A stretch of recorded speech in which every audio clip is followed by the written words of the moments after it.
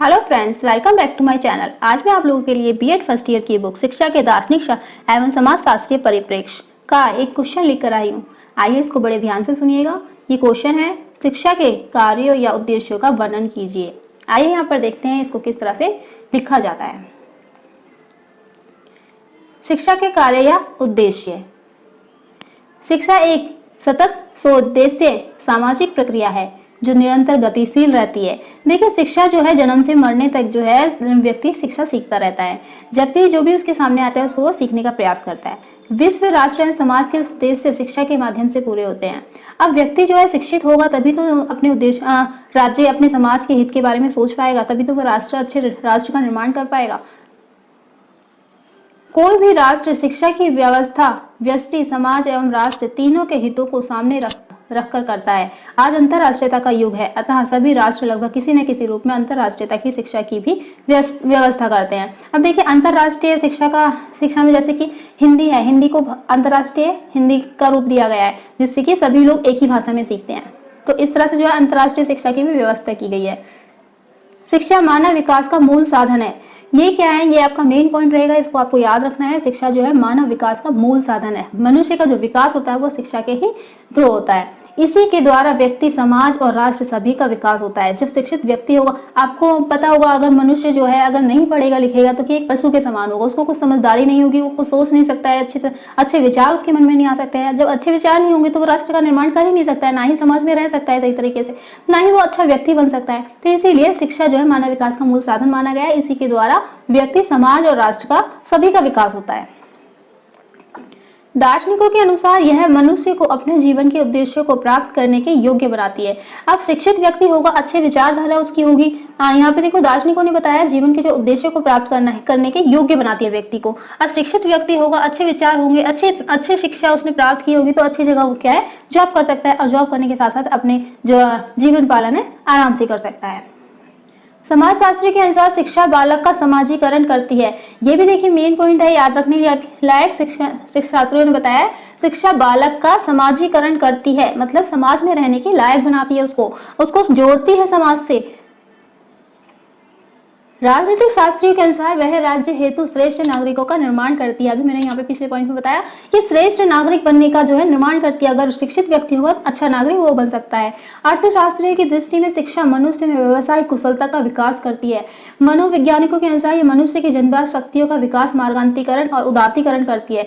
ये भी आपको याद रखने वाली बात है कि मनुष्य की जन्मजात शक्तियां जो उसमें पहले से ही होती हैं, जो कि जन्म लेते टाइम बच्चे को जो है हाथ पैर हिलाना ये पहले से ही आता है। सिर्फ उनका जो है मार्गदर्शन करना है कि किस तरह से उसको लिखना है, किस तरह पेंसिल पकड़नी, किस तरह से समाज में रहना है। वैज्ञानिकों के अनुसार यह मनुष्य की अंतः शक्तियों का बाह्य जीवन से सामंजस्य स्थापित करती है। तो यहाँ पे देखिए, समाजीकरण करना और सामंजस्य स्थापित करना एक ही बात है। जीवन से सामंजस्य स्थापित करती है या फिर समाज में रहने के लायक बनाती है। और जो है सामंजस्य का मतलब होता है तालमेल बिठाना, और जीवन का जो है तालमेल बिठाती है शिक्षा। सामान्य रूप से सही यही सब शिक्षा के कार्य हैं। शिक्षा के अपने कोई उद्देश्य या कार्य नहीं होते हैं। ये देखिए, शिक्षा के कोई उद्देश्य या कार्य नहीं होते हैं। ये किसके कार्य हैं? तो व्यक्ति के अंदर जो शक्तियां हैं उनको निकालने के लिए जो कार्य हो रहा है वो शिक्षा के कार्य हैं। कोई व्यक्ति, समाज या राष्ट्र शिक्षा के द्वारा जो प्राप्त करना चाहता है वही शिक्षा के उद्देश्य होते हैं। देखिए, यहाँ पे अपने खुद के यहाँ पे दिखाया गया है कि शिक्षा के कोई अपने उद्देश्य नहीं है। क्या है? कोई व्यक्ति जो समाज राष्ट्र शिक्षा के द्वारा जो प्राप्त करता है, शिक्षा के द्वारा जो प्राप्त करता है वही शिक्षा के उद्देश्य हैं। इन उद्देश्यों को पूरा करना ही शिक्षा का कार्य होता है, और इन कार्यों को पूरा करने के लिए शिक्षा की आवश्यकता होती है। इन कार्यों को पूरा करना ही शिक्षा की उपयोगिता और उसका महत्व है। देखिए, अगर आपसे उपयोग पूछा जाता है या महत्व पूछा जाता है या कार्य पूछे जाते हैं तो आपको यही सारे पॉइंट आपको बताने होंगे। संक्षेप में शिक्षा के कार्य या उद्देश्य को हम निम्नलिखित बिंदुओं द्वारा समझ सकते हैं। यहाँ पे देखिए, अभी आपको ऊपर दिखाया हुआ था कि एकदम मतलब एक पैराग्राफ की तरह लिखना है। इसके बाद आपको पॉइंट्स में भी समझाना है थोड़ा बहुत कि किस तरह से लिखना है। शारीरिक विकास, इंद्रिय प्रशिक्षण और जन्मजात शक्तियों का उदात्तीकरण करना, मतलब कि शारीरिक विकास को बढ़ाना और इंद्रिय प्रशिक्षण मतलब इंद्रियों का ज्ञान कराना कि किस इंद्रिय से क्या प्रभाव पड़ता है, किस तरह से उसको सोच समझ सकता है। स्किन क्या करती है, छूने से क्या है, सिकुड़ती है या फिर एकदम से हमें अनुभव होता है कि हमें किसी ने टच किया है। आंखें क्या करती हैं, आंखें देखने का काम करती हैं, अच्छे बुरे की पहचान कराती हैं। तो ये सारे क्या है, इंद्रियजन्य प्रशिक्षण है। और जन्मजात शक्तियों का उदात्तीकरण करना, जो भी उसके अंदर की प्रवृत्तियां उसको और बढ़ाना और अच्छे तरीके से उसको समझने के लिए प्रेरित करना। नेक्स्ट यहाँ पे देखिए भाषा ज्ञान, मानसिक शक्तियों का विकास, ज्ञानवर्धन करना। यहाँ पे देखिए भाषा का ज्ञान उसको होता है। अब बच्चा छोटा होता है तो रोता है, सिर्फ रोने से ही अपनी बातें समझाता है कि मुझे खाना चाहिए या फिर मुझे यहाँ ये सामान चाहिए या फिर मुझे ये चीज़ चाहिए। अब आगे बढ़ते बढ़ते उसको भाषा का ज्ञान होता है कि मुझे बोलकर कुछ बोलना है कि हाँ भाई मुझे ये सामान चाहिए, मम्मी मुझे खाना है, या फिर इस तरह से बच्चे को भाषा का ज्ञान होता है धीरे धीरे। मानसिक शक्तियों का विकास करना, बच्चे की जो सोचने की क्षमता है, बच्चा शुरू में कुछ नहीं सोचता है, सब चीजें उसको वहीं बैठे बिठाए मिल जाती हैं, तब उसको दिमाग पर ज्यादा असर नहीं डाल पाता। उसके सामने देखिए खिलौने डालिए, आप उसको जोड़ के दिखाइए कि किस तरह से जोड़, तो बच्चा अपने आप अपनी मानसिक शक्तियों का विकास करना शुरू कर देता है। इस तरह से उनका मानसिक शक्ति का विकास होता है। ज्ञानवर्धन करना, उसके अंदर ज्ञान की प्रवृत्ति का भी विकास होता है। समाजीकरण, सामाजिक नियंत्रण एवं सामाजिक परिवर्तन करना, जब शिक्षित व्यक्ति होगा वही समाजीकरण कर सकता है, सामाजिक नियंत्रण कर सकता है, समाज में परिवर्तन भी ला सकता है। अब बिना शिक्षा के कोई भी व्यक्ति अपनी विचारधारा को नहीं रख सकता है। नेक्स्ट यहाँ पर देखिए संस्कृति का संरक्षण, प्रसार, विकास एवं हस्तांतरण करना। तो संस्कृति जो है, हमारे पूर्वजों ने जो हमें संस्कृति दी है कि हमारे त्योहार हो गए या फिर हमारा पहनावा हो गया या फिर हमारी जो जीवन शैली है, ये सारी क्या हमारी संस्कृति की ही देन है। तो संस्कृति का संरक्षण करना, आज के युग में आप लोग देखते होंगे कि कुतुब मीनार या फिर ताजमहल या इंडिया गेट, ये सारी चीजें हमारे पूर्वजों की ही देन है। तो ये हमारी संस्कृति का ही एक भाग है। तो इसका प्रसार किस तरह से हम लोग करते हैं, लोग दूर दूर से देखने आते हैं, कुछ तो खासियत रही होगी ना इसमें। और इसका विकास करना है, हस्तांतरण करना। नैतिक एवं चारित्रिक विकास करना।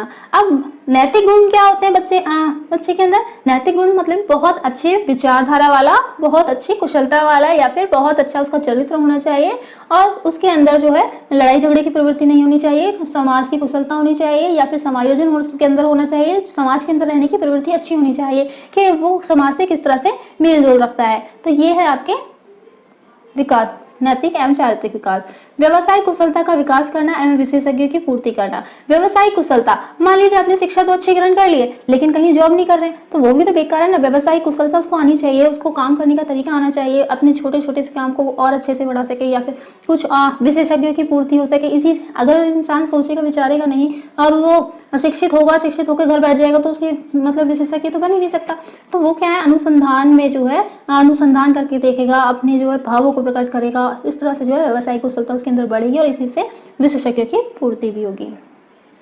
नेक्स्ट यहाँ पर देखिए राष्ट्र के शासन तंत्र और नागरिकता की शिक्षा प्रदान करना, राष्ट्र के लक्ष्यों की पूर्ति करना, आध्यात्मिक चेतना का विकास करना। ये सारे जो पॉइंट्स हैं आपके इसमें देने हैं आपको।